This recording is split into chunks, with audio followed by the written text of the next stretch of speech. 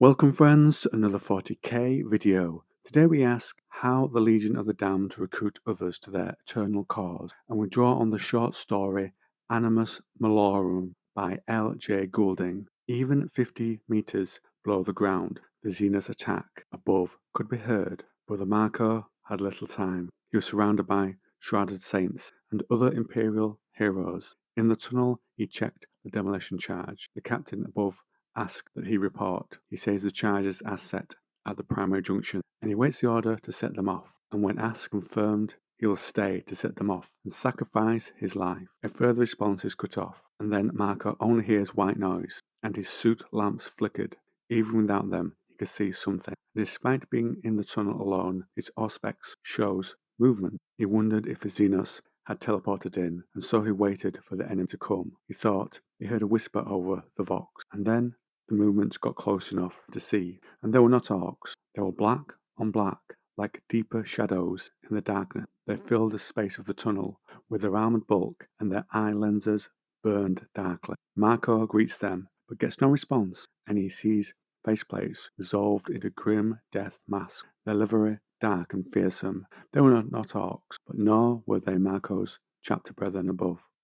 He asked them to identify themselves. One approached him. The warrior's flame-touched pauldron bore a discoloured scroll, upon which was a name. It was a name that, for some inexplicable reason, Marco found that he did not like to linger upon it for too long. We then join Marco's brother on the surface above Erica's, fighting greenskins. They seemed without number, and he tells Marco to blow the charges, and then the Marine continues to fight until the numbers of his brothers there fighting dwindle down to merely one. And then they noticed, in the shadow of the cathedral of the Emperor's undying magnificence, the orc advance had faltered. Darkly armoured space marines strode out from the low, balustraded walkways at the base of the cathedral, their bolters blazing, magnesium bright, as they cut into the Xenos ranks. Through the haze of smoke and dust, more than half a company of battle-fresh angels of death stalked down the bewildered orcs, lashing out with flickered blades or unleashing gouts of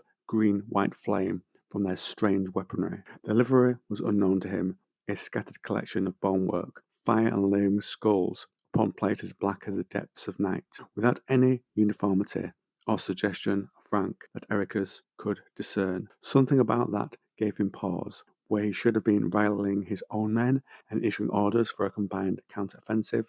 Instead, he found himself transfixed by the sight of the silent, dark brotherhood. And he saw someone at their head. Who? An officer? A champion?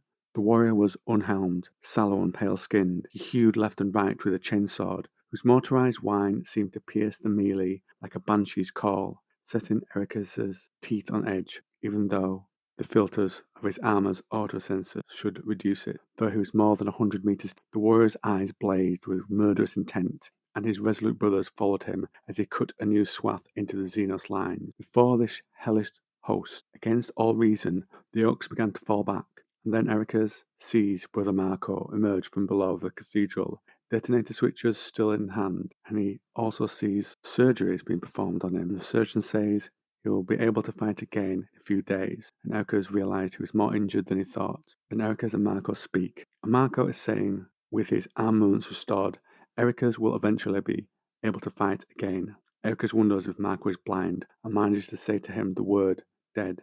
Ericus speaks to Marco and says there is a dead soul there. Marco says they are not dead, but perform the Emperor's will. Ericus says they are not. Marco says that what Ericus' opinion is also what he thought at first, but he has the calling of a tech marine and so has a rational mind, and he insists the Legion are saviour.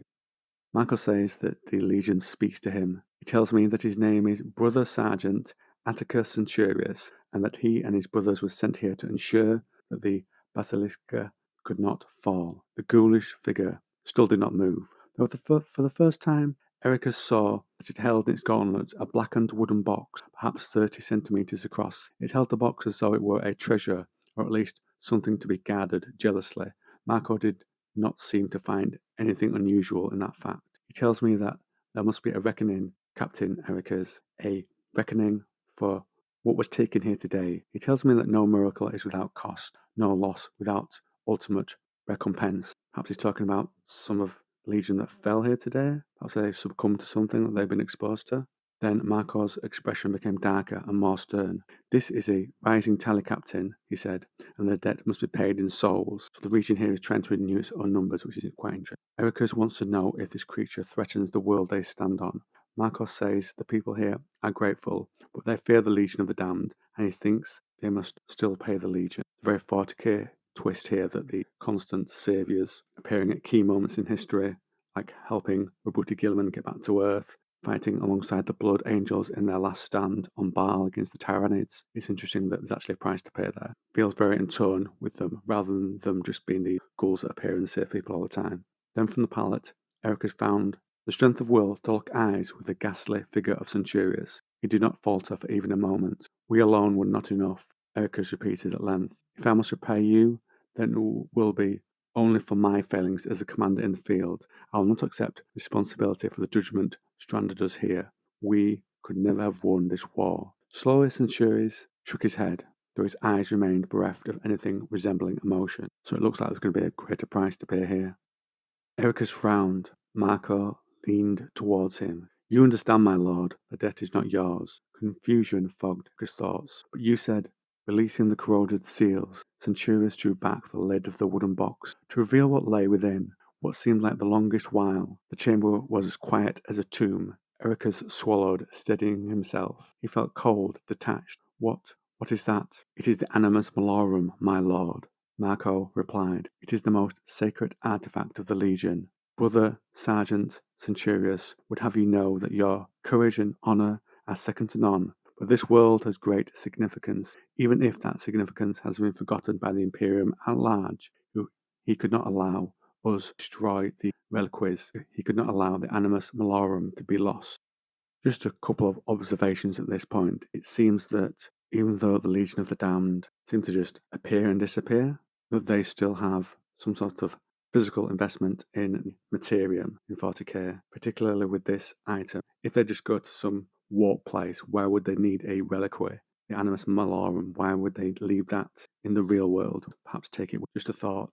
Perhaps there are many places like this. Who knows? Now let's get on with the video. Ericus could not tear his gaze from the relic, the curve of the polished brow, the deep hollow of the empty sockets. It all seemed oddly familiar. The debt, Marco's voice became somewhat more stern again. The debt is the Imperium's, my lord. For time immemorial, the Legion has watched over the galaxy. They are the last hope, the thin line drawn against the enemies of humanity, and they will stand wherever others cannot. He shook his head mournfully. But no one save perhaps the Almighty Emperor himself can ward off death forever, and so much has now been lost. The tally is always rising, my lord. The Legion has suffered. So it seems there's some sort of time limit on how long you can function as a member of the Legion of the Damned. I believe that ties into some of the early law that states they are a Legion. I don't have that to hand at the moment, but it's in it. And also, a further observation, Ericus sees that the structure of this head is strangely familiar, perhaps in a hint that it's the head of an Astartes, perhaps again tying into that Legion that some would say were the origin of the Legion of the Damned, the Legion lost in the warp. A look from Centurius stopped Marco saying more. Centurius then explained what it meant, what it wanted from Ericus. We would have you, Captain Ericus. We would claim you as a worthy member of the Legion. You were ready to give your life in defense of this world, and even in death to deny it to the foe. From the bones of your noble kind were the foundations of the Imperium once built. Where you lead, others follow without question. As a legionnaire, you will be eternal. Ericus looked at the Animus into the infinite, timeless abyss that yawned in its sightless eye. It was like a grim mirror held up to reveal the fate of all men that lived and died in this cold and pitiless galaxy. Now what Centurius says there does go against what he said earlier.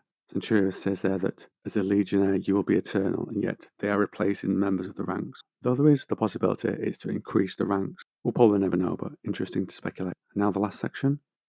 And in that moment he saw the truth of Centurius's brotherhood. It was the truth too of the Animus Malorum, and Ericus would have wept for them all, had he any longer possessed eyes or hearts, or even soul of his own. Marco covered his fallen brother.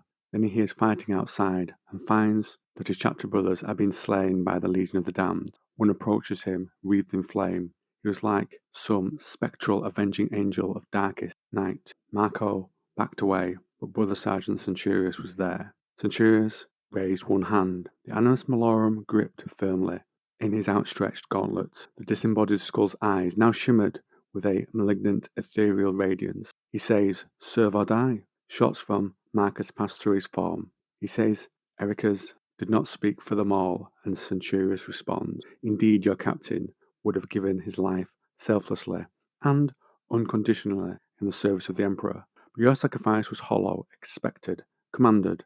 For that, your soul is forfeit." Marco faltered, his vision swimming. The legionnaire was no more than a meter away from him. The debt is too great, and the tally is rising. With each passing decade, it is rising. A cold numbness crept into his fingers, and the pistol fell from his grip. He could hear nothing but his brother's death agonies over the Vox link before it crackled into a frightful silence. "Not for you, the immortal servitude of the Legion. You will pay what is owed." The abbess beckoned. Marco felt it gaping beneath him, shot through with howling, tormented souls of all those who had been found wanting in their final moments of service to the Emperor. The Animus Malorum, it was all he could see. Then Centurius touched the unearthly relic upon Marco's forehead, and the tech marine knew that he was undone.